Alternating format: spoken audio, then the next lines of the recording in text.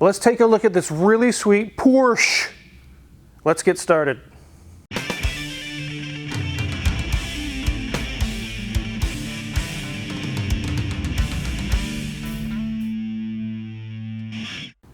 Now I know, guys, it's a Porsche. It really irks me when people say Porsche. Ferdinand Porsche, that was his name, not Ferdinand Porsche.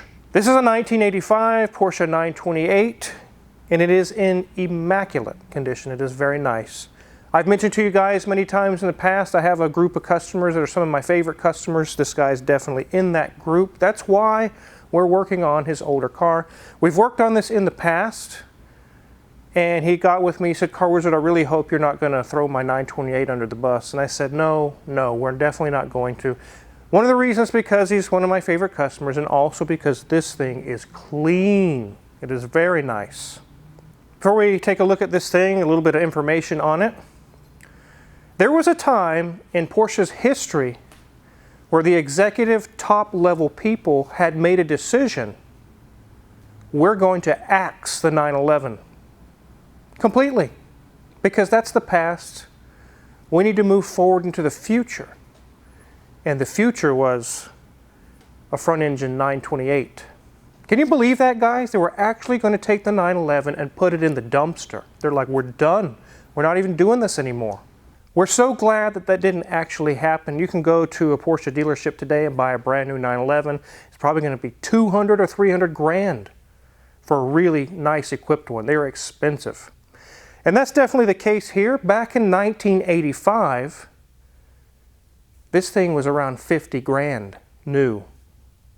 Even today in 2023, 50 grand is quite a lot of money. There's some cars today that are that much, and we're like, I ain't paying that. That's too high. But this was back in 1985, it was 50 grand, which was probably equivalent to probably 200 or 300 grand, like I just mentioned. Typically anymore, I find that the owners of these cars are typically 50 years old or older. It isn't because that's the type of car it is. It's not a boomer car. It's nothing like that. The younger crowd, there are some people that are enthusiasts that really enjoy the 928s, people my age and younger. But the greater percentage of owners of these cars are 50 and older. And the reason why is because they were alive in their younger years, in their 20s or even in their teens, when these were brand new and they literally shook the nation. They were so amazing, so cool. So someday they said, when I get the funds and I can afford one of these, I'm going to get one. And this guy did. So in his mind, this is iconic Porsche. And it still is. It's still a very cool car. But the younger crowd are like, I'd rather have a Taycan or Taycan or whatever they're called. So anyways, that's a little bit of information on the car. We'll take a look under the hood here in a minute. But before we do, let's look around this car. It is really, really nice. The front looks like a frog, Mrs. Wizard. It kind of does. It's got pop-up headlights. Let me pop them up for you real quick. Now it really looks like a frog. Actually, it's very cool. I think they look amazing. We just put the front grille on for the customer. They had got a grill to put on it underneath, and they just couldn't get down there and mess with it. They didn't really want to lay on the ground and do that. They didn't have a lift. We were happy to oblige and put that on for them. As we go down the side, you can see the paint is in very good shape. The wheels, the chrome is shiny, clean. And down this side, it's not caved in, it's not scratched, not beat up, not rusted. You can definitely tell as we go around to the back, it has been taken care of very, very well. And we'll go down the other side real quick. It's equally just as nice. Let's go ahead and open the hood. One thing that's really helping this car with the rock chips, as you can see, it has a clear bra. On this front portion of the car, you can see the line right through here. This is a very good investment on a car that you're going to keep for a long time, then it has some value to it. Keeps the front end nice. Here we are, our long skinny hood, and there's our 5-liter V8. You can take note of how far back it sits. The front of the engine starts right here, not up here. Way back here. Kind of almost at the center line of the front wheels, so it kind of helps with weight distribution. These are a pretty good engine. The timing belts are really easy to do on them. They're not hard at all. Some of the complications you can get into is some of these things can cause vacuum leaks as they get aged, these little boots. It can be a pain to get in there and work on that. These had about 290 horsepower and about 300 pounds of torque. They really weren't a barn burner. I mean, today we would think of that, that's not very much power, but back then it was plenty of power and it did very well. This one's been serviced here for, several years. We've been taking care of it and it's continuing to be in very good shape. It came in here with a few issues. We're going to talk about that. But first, let's let Mrs. Whistler give you guys a tour of the interior. It is equally just as nice as you've just seen here. Wow, ladies and gents, look at that 32,000 miles. That is it. And this thing presents just like it has 32,000 miles on it. Look at that gauge cluster. Easy, simple, not a lot going on in there, but it is an 85 model after all, so we don't have digital thises and that's, it's all on the dial. As we move up, look at that dash. A little bit of dust, but that's it. Nothing. No marks, cracks, and this is, remember, 85, hard plastic. Yeah, exactly.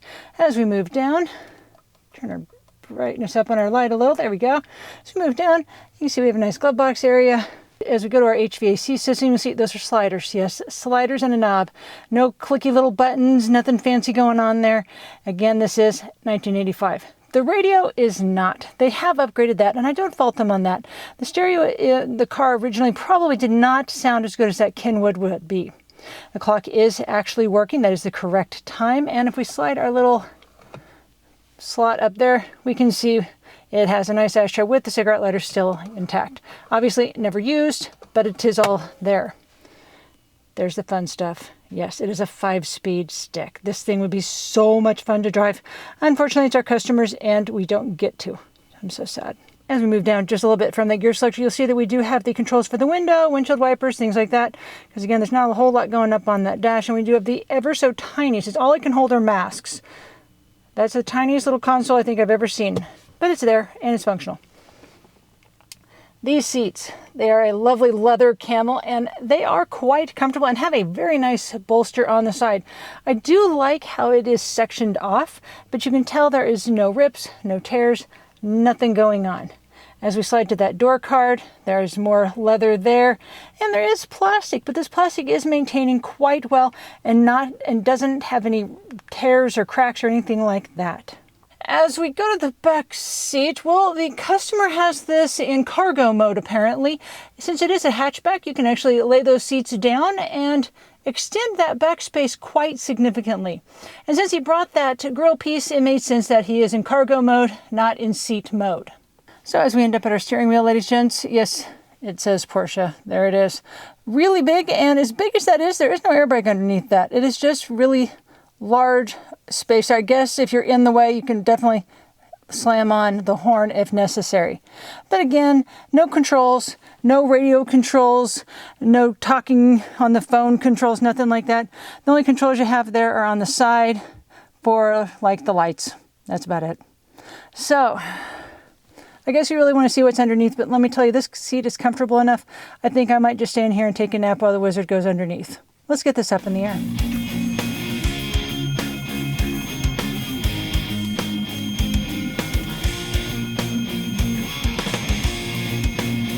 So underneath there is a tiny seepage coming from the oil pan. You can see this is sealed long before. It wasn't done here. It was done with some silicone or something. It's nothing that's worth a big tear down. The whole front end has to come apart. Danielson's actually working on this, and he's worked on several of these, and he said getting the oil pan off is not fun. Until that becomes dripping all over the ground, they're probably not going to be messing with that. We go over to this wheel. Brake pads are good. Has a new tie rod in there. Everything looks good. Steering rack boot is good. Brake pads are good there. Nice and tight there. Strut is dry. Sway bar link. This boot is good. Let's check, make sure we got our sway bar link here is good. And the strut is dry. One interesting thing on these 928s, if you're not already familiar, is they're set up like a Corvette, like the newer C5, C6, and even like my Cadillac XLR. There's no transmission right here. It's back there. We do have a bell housing here, and the starter is underneath the oil pan. Look at that, guys. Isn't that weird? It's really easy to get to, very easy to repair. Here's our exhaust, and there's just basically a torque tube that goes all the way down. And there is our transaxle, or 5-speed transmission, transaxle, whatever you want to call it. Here's the shifter up here.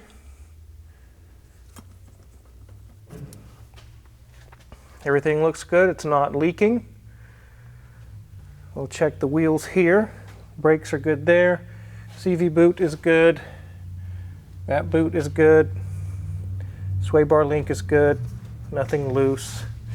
On this side, I already know it is not good. The sway bar link is good. The strut is good. The CV boots are good. But I already know the brake is not good. We'll talk about that here in a little bit, but there's definitely a big issue there. Right here is actually our battery. That's where the battery sits in these. Here's an exhaust. Here's our fuel tank. Everything's really easy to get to on these as far as that's concerned. I don't see any serious issues other than this, which we'll talk about in a little bit. Let's go ahead and get this thing on the ground.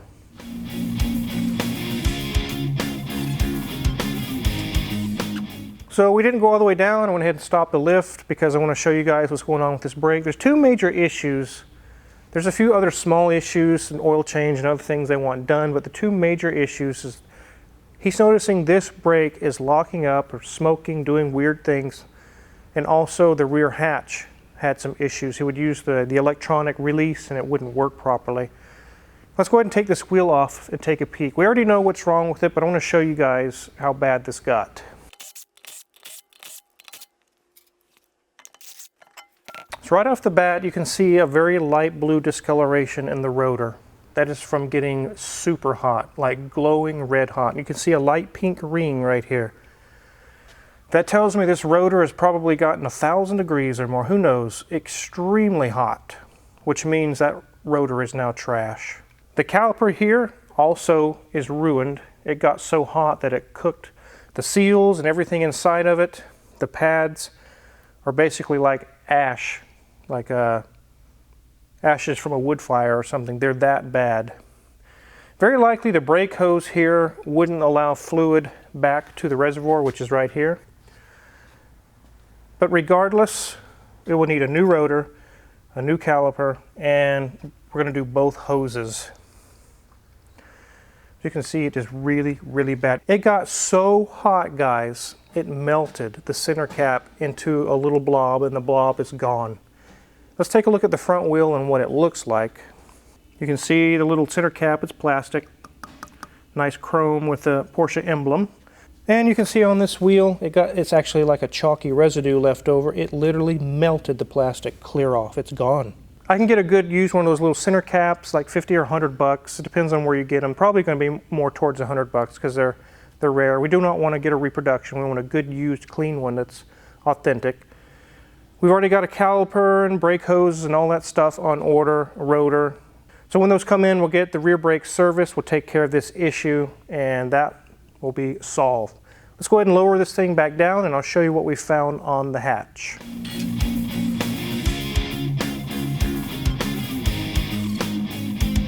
Porsche prices are never going to be cheap. They're not going to be Chevy Malibu cheap, obviously. These are no exception. Things are very expensive. A brand new caliper on this car is $1,100 per caliper. That's for a brand new one from Pelican Parts. You can go check that out yourself if you want to. So the next thing that's expensive, luckily we didn't have to replace, is the actual electric motor, the latch that goes to this rear hatch. I'll go ahead and open it and demonstrate it. It's actually fixed now. I'll demonstrate it how it's supposed to work.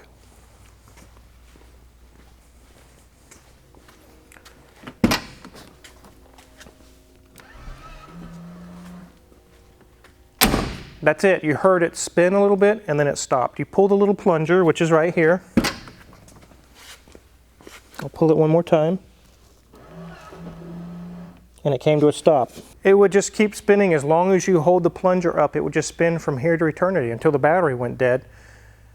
And it would eventually release the hatch, but it would never come back to its home position. We thought, oh boy, this motor is dead. Let me go ahead and open this and show you what it looks like.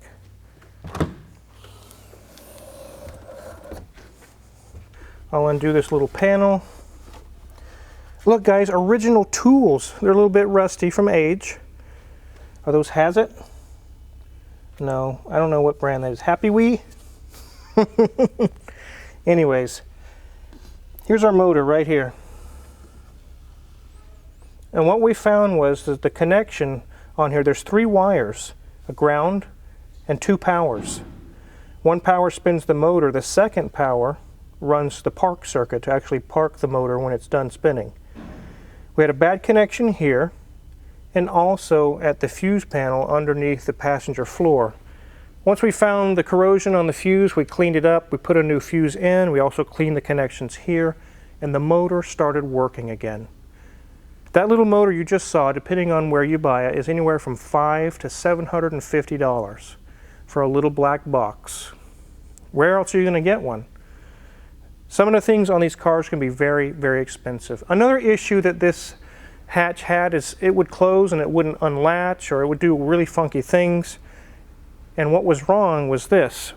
This yellow colored liner here was completely missing. It disintegrated and it wasn't aligning the latch properly. This is a new one the customer provided. We installed it and it latches very, very nice now. I'll go ahead and demonstrate that. Ta-da! Fixed!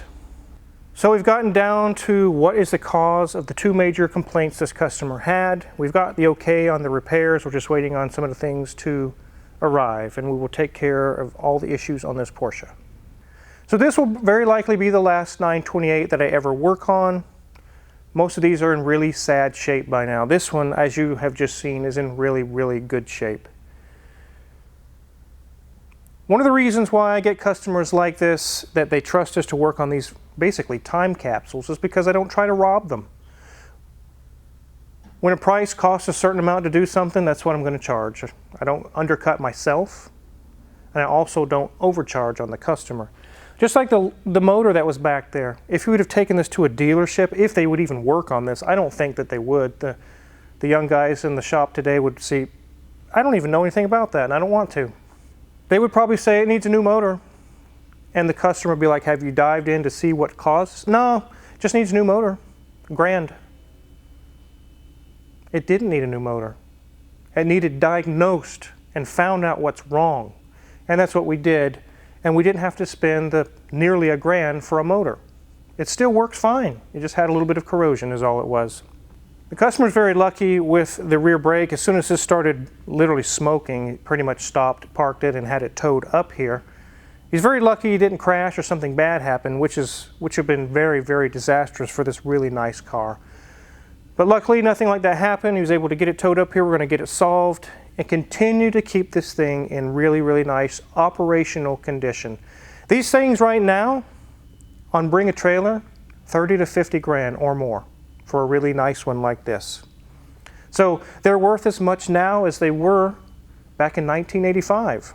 Do you remember 1985, Mrs. Wizard? It was a long time ago, but yes, I do. Yeah, I remember it as well. So if you're curious what kind of tools that we're using to work on this 928 or any other cars in the shop, check my Amazon affiliates link in the description below. We get a small cut. We really appreciate it, and make sure to hit the subscribe button because there's Citroen updates, Ferrari updates on Questionable Garage's channel. There's all kind of cool things going on. Thanks for watching, guys.